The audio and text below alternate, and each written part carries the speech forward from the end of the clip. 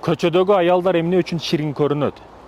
Эркектердин көз карашында мынтип ачык турду айтканда, эркектер көчөгө чыкканда башка аялдар өтө кооз, сулуу, илептери, фигуралары, башкасы бүт бардыгы кооз, сулуу көрүнөт. Көргөндө эле зор нерсе экен, фигурасы сонун экен деп шилекейлер агып кетет.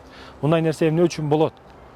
Негизи үйлөнгөн, семьясы бар, аялы бар, сонун бардыгы. Бирок көчөгө чыккан учурда алардан өзүн тийип кала албайт. Эмне үчүн десеңиз, себеби ал аял киши көчөгө чыккан учурда биз ойлобогон деңгээлде биз мына кичинекей бир кремге 200 сом кремге аяйбыз го. Алар өзүнө ушундай чоң деңгээлде акчаны сарптап көчөгө чыгат. Биз аялдарыбыз үйгө келген учурунда эски халаты, жыртык шляпкасы, жыртык массасы дагы бирдекеси менен турган болот. Анын албетте калоосу болбойт да. Көчөдөгү калоосу болот. Эмне үчүн эски халатта, эски эмеде жүрөт үйдөгү аялы? Неге аялга кандайсың гүлүм, кандайсың жаным, гүлүм, жаным деген, ашкым деген ширин сөздөрдү айта албайт? Көчөдөгү кандайсың, жакшысыңбы деп таанышканга чейин номер, логин, почталарга чейин алганга аракет кылат. Эмне үчүн? Себеби үйдөгү аялына акчаны кызганат. Акчасын бербейт, жакшыраак мамиле бербейт. Бирок кээ бир аялдар үйдө күйөөсүн күткөндө ошо эски характер, эски кыймыл аракет, эски сезимдер, эски жыртык пуртук кийимдерин кийип алат, бирок көчөгө дегенде өтө сонун кийинип чыгат. Бул биринчи түрдөгү, экинчисин айтканым, экинчи түрдөгү эркектер өзү кызганат, акча бербейт.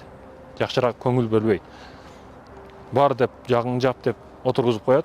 Баягы же жасаныштан калбайт, башкадан калбайт.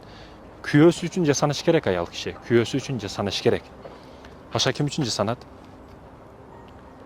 Ошон үчүн эркектер кызганыч маселесинде көчөгө жасанып чыкпасын. Үйдө бирок сиз үчүн өтө жасансын. Соцсет үчүн, соцсеттеги жырткычтар үчүн,